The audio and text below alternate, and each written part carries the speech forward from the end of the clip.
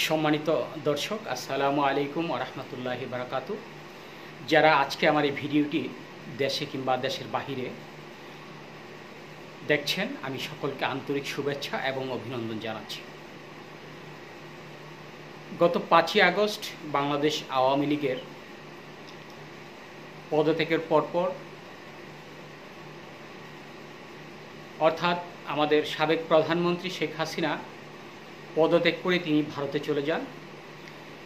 তারপর থেকে 8ই আগস্ট বাংলাদেশ একটি অন্তর্বর্তীকালীন সরকার গঠন হয়। ঠিক 9ই আগস্ট থেকে বাংলাদেশের বিভিন্ন জেলায়, বিভিন্ন আপনার শহরে যেভাবে বাংলাদেশ আওয়ামী লীগের আন্দোলন আমরা দেখছি, আসলে এটা খুব চিন্তার বিষয়। বাংলাদেশে আরও অনেকবার আপনার প্রধানমন্ত্রীরা পদত্যাগ করেছেন, কিন্তু 2024 সালের 5ই আগস্ট বাংলাদেশের প্রধানমন্ত্রী শেখ হাসিনা পদত্যাগ করার পরপর আমি যেই মিশ্র প্রতিক্রিয়াটা দেখছি, সেটা আওয়ামী লীগ, বিএনপি, জামাত, জাসদ এবং অন্যান্য দলের মধ্যে এরকম আমি আর কখনো দেখিনি।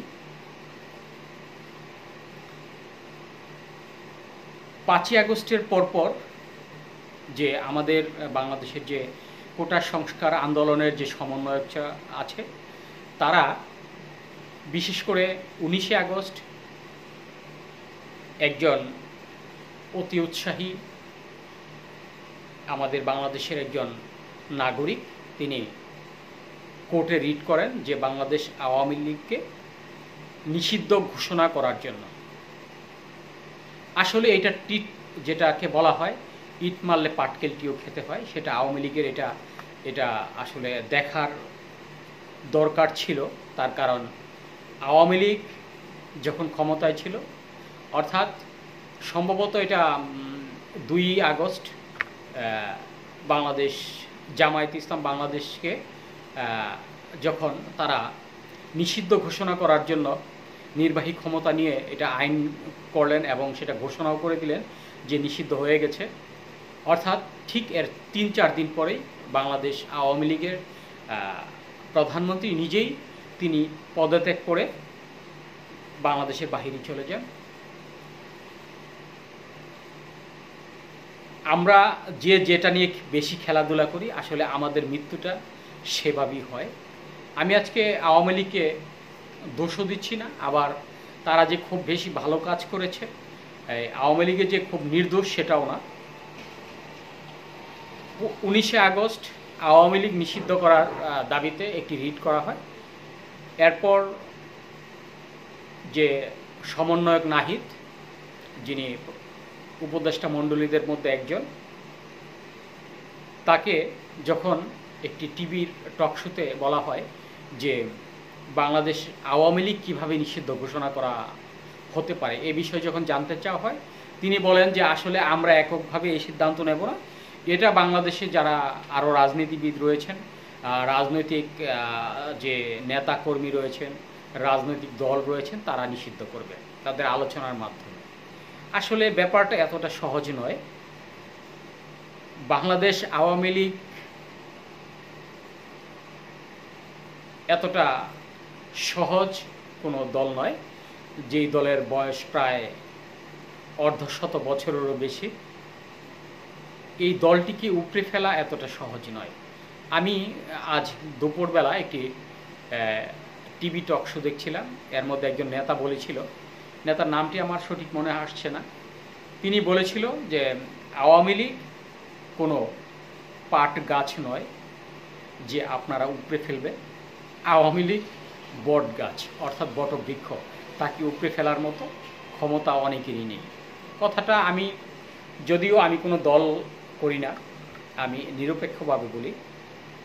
এই 5ই আগস্টের পর বাংলাদেশের যেভাবে আন্দোলন আমার চোখে পড়েছে, যেহেতু আমি গণমাধ্যম কর্মীদের মধ্যে একজন, সেটা ছোট বড় যাই হই, আমি বিভিন্ন রাস্তায় বিভিন্ন অঞ্চলে দেখেছি যে আওয়ামী লীগের যে জনসমর্থন, এই জনসমর্থনকে উপেক্ষা করে বাংলাদেশ আওয়ামী লীগকে নিষিদ্ধ করার মতো ক্ষমতা আমি আপাতত দেখছি না, কমপক্ষে এই তত্ত্বাবধায়ক সরকারের, যিনি আপনার অন্তর্বর্তীকালীন সরকার। এটা তখনই সম্ভব হয় যদি একটি দল ক্ষমতায় আসে, সেই দলটি ক্ষমতায় এসে যদি কোনো প্রকার আইন নতুনভাবে তৈরি করে আপনার কোনো দলকে নিষিদ্ধ করে, তাও সেটা অনেক কঠিন একটি ব্যাপার, যেটা আওয়ামী লীগ গত 16 বছরে পারেনি জামায়াতকে নিষিদ্ধ করতে। তারা ঠিক ক্ষমতা যাওয়ার কয়েকদিন আগে সেটা চেষ্টা করেছিল, তাও সফল হয়নি। যাই হোক, এই বিষয়টা নিয়ে আমি পরে আলোচনা করছি। অন্তর্বর্তীকালীন সরকারের প্রধান উপদেষ্টা ডক্টর ইউনূস, যাকে শেখ হাসিনা ভাবতেন যে চিরকাল হয়তো তিনি একটা বাংলাদেশ আওয়ামী লীগের একটি প্রতিদ্বন্দ্বী প্রার্থী হিসাবে নির্বাচন করতে পারে, এই ভয়টা গতকালকে যে জাতিসংঘের অধিবেশনে ডক্টর ইউনূস একেবারে স্পষ্ট করে দিয়েছেন যে আসলে উনি নির্বাচনে যেতে চায় না।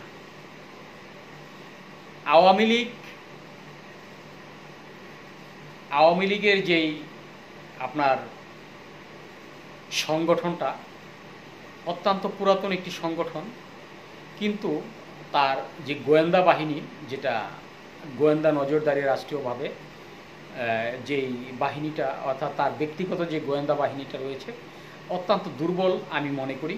তার কারণ হচ্ছে এই কোটা সংস্কার আন্দোলনের যারা নেতৃত্ব দিয়েছেন, ঠিক শেখ হাসিনার খুব কাছাকাছি মানুষ হয়ে তারা নেতৃত্ব দিয়েছেন, অথচ শেখ হাসিনা বুঝতে পারেনি যে আসল ঘটনাটা কি হতে যাচ্ছে। শেখ হাসিনাকে তারা বোঝাতে পারেনি যে এই আন্দোলনের যে তীব্রতা কতটা ভয়ঙ্কর রূপ নিতে যাচ্ছে। আমি মনে করি বাংলাদেশের মধ্যে সবচেয়ে নির্বোধ দুইজন ব্যক্তি ছিল আওয়ামী লীগে, যারা 24টা ঘন্টা শেখ হাসিনাকে এই আপনার উত্তপ্ত করে রাখতো। সেটা হলো, একটা হলো ওবায়দুল কাদের, আরেকটা হলো হাসান মাহমুদ। এই দুইজন ব্যক্তি বাংলাদেশটাকে, যদি বাংলাদেশ আওয়ামী লীগকে ধ্বংস করার যদি মূলে কোনো ব্যক্তি কারণ থাকে, এই দুইজনের মধ্যে এই দুইজনেই ছিল বাংলাদেশ আওয়ামী লীগকে একেবারে ধ্বংসের মূলে নিয়ে যাওয়া।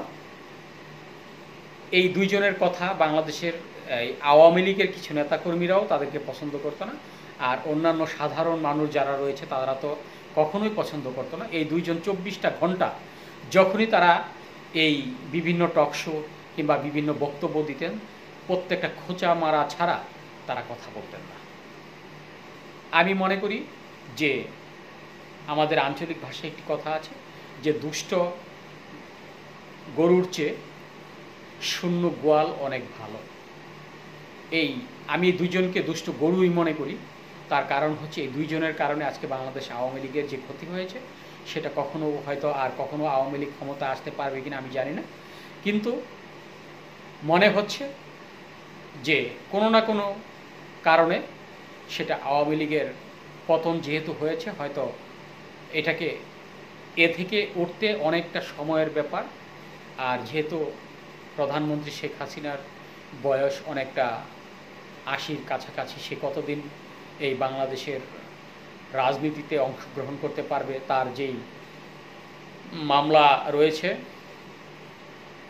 এখন বর্তমানে, রাজনৈতিক যে মামলাগুলো রয়েছে, এগুলোকে উপড়ে ফেলে চড়াই উতরে পেরিয়ে এই বাংলাদেশ আওয়ামী লীগ আবার কখন এই নির্বাচনে অংশগ্রহণ করতে পারবে আমার সঠিক জানা নেই। কিন্তু আমি মনে করি যে হয়তো সম্ভব হতেও পারে, না হওয়ার সম্ভাবনাটাই 90%। যাই হোক, এই বাংলাদেশ আওয়ামী লীগকে নিষিদ্ধ করার জন্য যেই কয়টি প্রস্তাব এসেছে, আসিফ নজরুল স্যার একটি কথা বলেছেন যে এত বড় একটি রাজনৈতিক দল, এই দলকে নিষিদ্ধ করা ঠিক হবে না, আর এটা সহজও নয়। এটা নিয়ে মামলা করতে গেলে 2-4-10 বছর লাগবে এটাকে আপনার মামলা শেষ হতে। আর যার কারণে আপনার এই আসিফ নজরুল কিন্তু একজন দায়িত্ববান পুরুষ, দায়িত্ববান ব্যক্তিত্ব এবং দায়িত্ববান একজন উপদেষ্টা, যার কারণে তিনি সঠিক তথ্যটি তুলে ধরেছেন এবং অন্যান্য মানুষের মতো দায়িত্বহীনতার কোনো প্রকার পরিচয় দেননি, যার কারণে তিনি বলেছেন যে বাংলাদেশ আওয়ামী লীগ একটি সবচেয়ে প্রবীণ রাজনৈতিক দল, যেই দলটিকে নিষিদ্ধ করা মোটেই ঠিক হবে না। যদি অপরাধ করে থাকে তাদের অপরাধের বিচার হবে, তারপর যদি রাজনীতিতে আসতে চায় তারা নির্ভয়ে নির্দ্বিধায় গণতান্ত্রিকভাবে তারা ক্ষমতায় আসবে, এটা আমাদের কোনো নিষেধ নেই। যাই হোক, আজকে আমি যেই কথাটা একেবারে শেষ করে দিচ্ছি, বাংলাদেশ আওয়ামী লীগকে নিষিদ্ধ করা খুব বেশি সহজ নয়। তার কারণ হচ্ছে এত বড় একটি দল, যে দলের মানুষ কয়েক কোটি মানুষ রয়েছে। আসলে এটা অন্যান্য দলের মতো না, যেভাবে তীব্র আন্দোলন করতে পারে বাংলাদেশ আওয়ামী লীগ সেটা আর অন্য কোনো দলে করতে পারে না, যার কারণে এত সহজ হবে না। ধন্যবাদ সবাইকে। আসসালামু আলাইকুম।